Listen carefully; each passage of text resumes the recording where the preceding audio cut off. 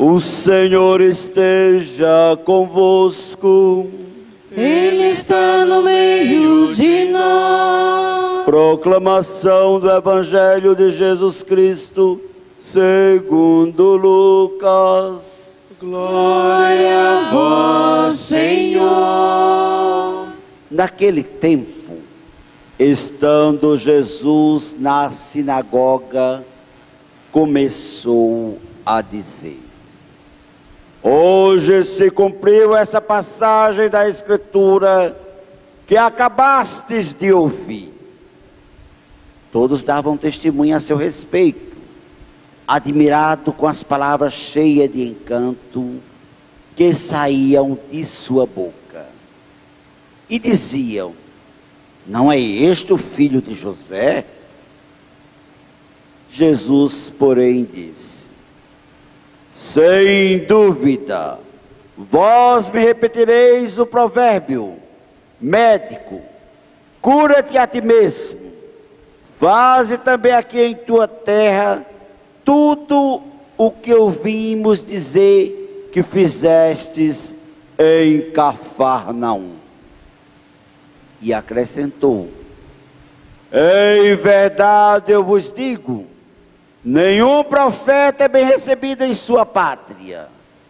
De fato, eu vos digo, no tempo do profeta Elias, quando não choveu durante 3 anos e 6 meses, e houve uma grande fome em toda a região, havia muitas viúvas em Israel.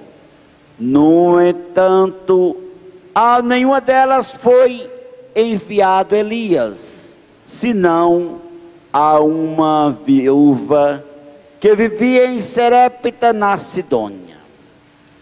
E no tempo do profeta Eliseu, havia muitos leprosos em Israel.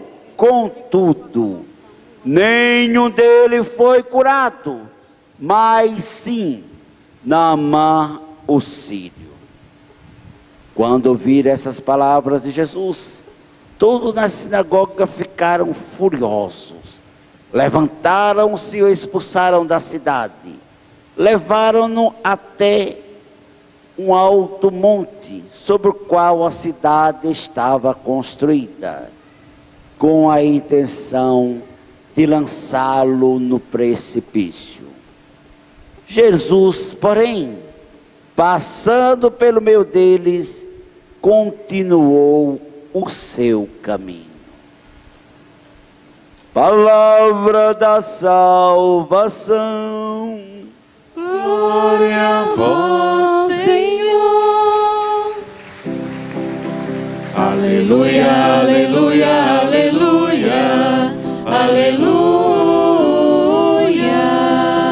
aleluia, aleluia, aleluia, aleluia.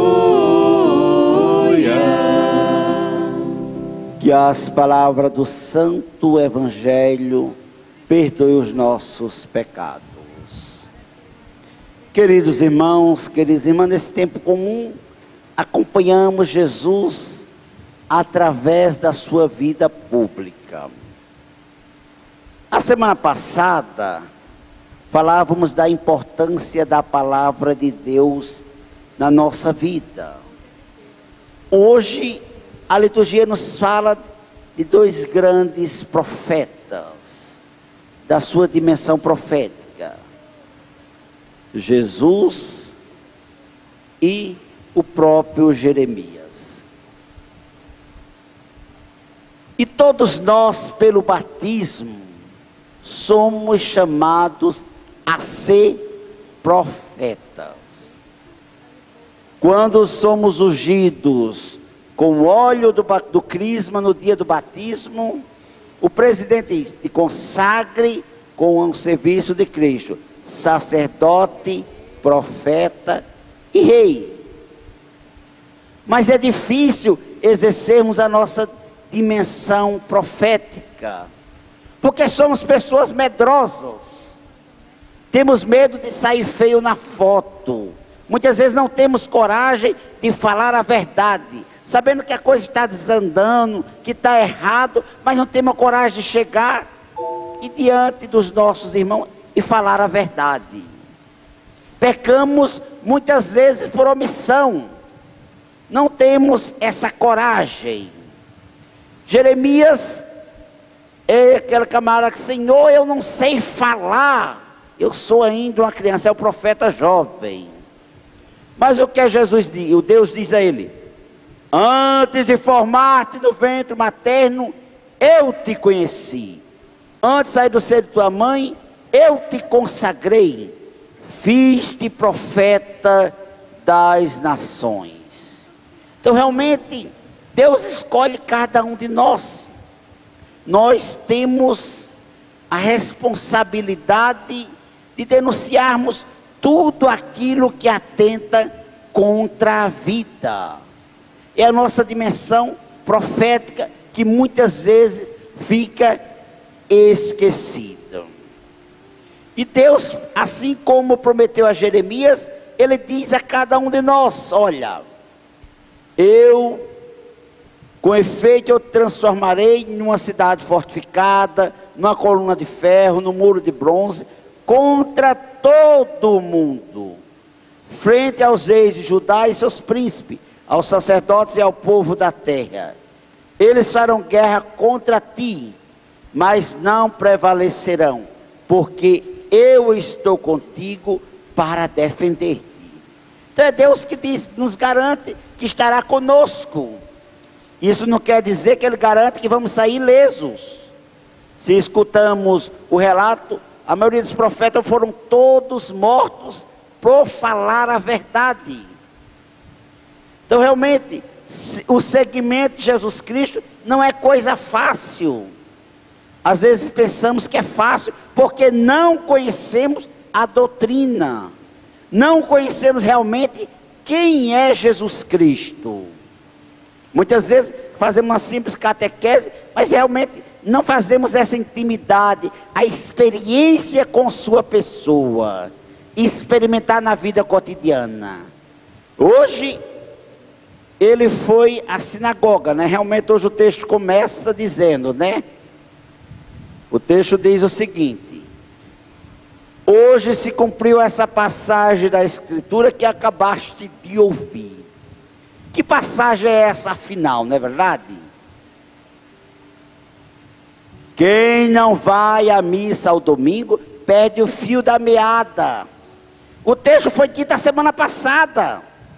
O evangelho de hoje é continuação, por isso que realmente a nossa vida de católico tem que ser uma vida ativa, efetiva, participante e consciente, como os documentos do concílio nos pedem. Então ele diz, o texto hoje se cumpriu, mas que palavra foi essa afinal? Ele, como um bom judeu, ele foi à sinagoga fazer sua oração.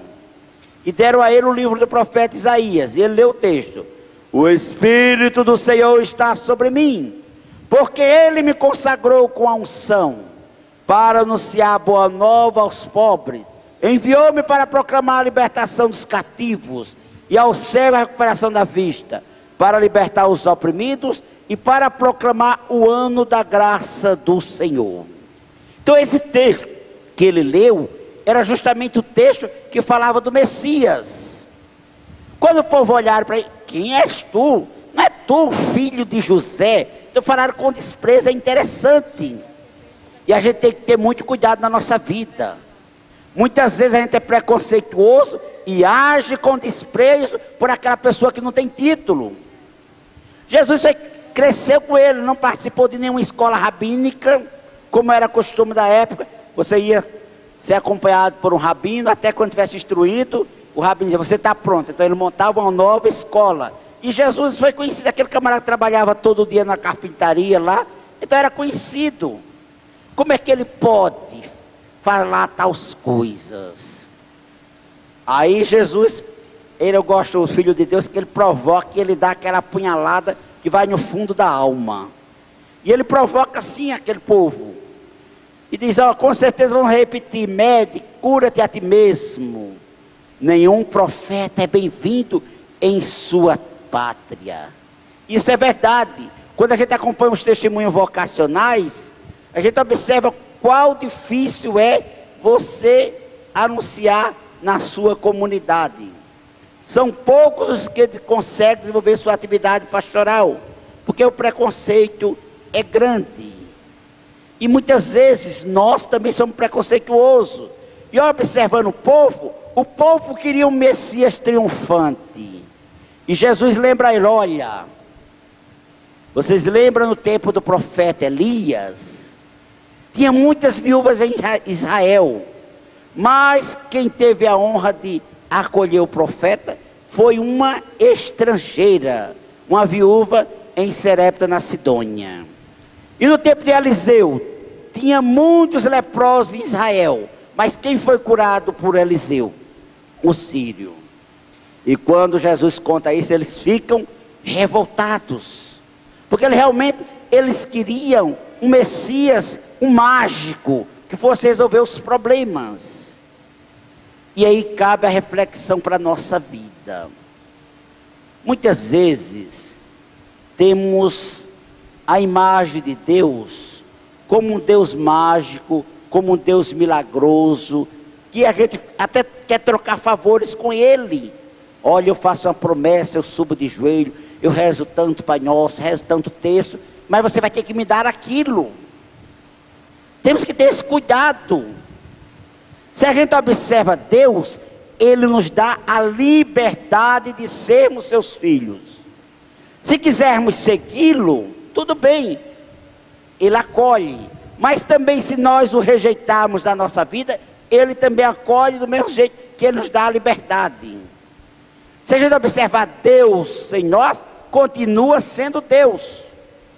Mas a gente sem Deus, nos tornamos verdadeiros animais, seres irracionais, que não sabemos viver a justiça, o amor, a fidelidade um ao outro.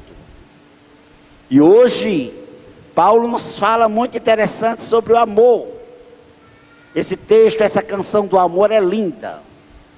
Realmente ele diz que tudo passa, mas se não tiver o amor, não seremos nada. E o amor que ele fala é um amor desinteressado. É o amor ágape. É o amor de Deus por cada um de nós. Aquele que não tem interesse. Se a gente parar para pensar na nossa vida, a gente é interesseiro.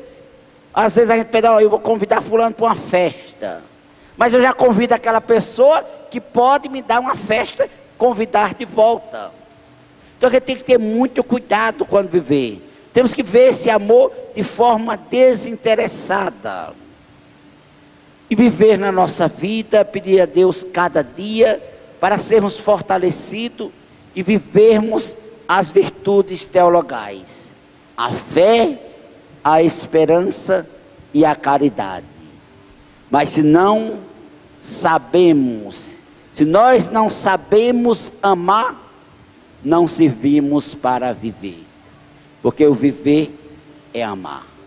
Louvado seja nosso Senhor Jesus Cristo.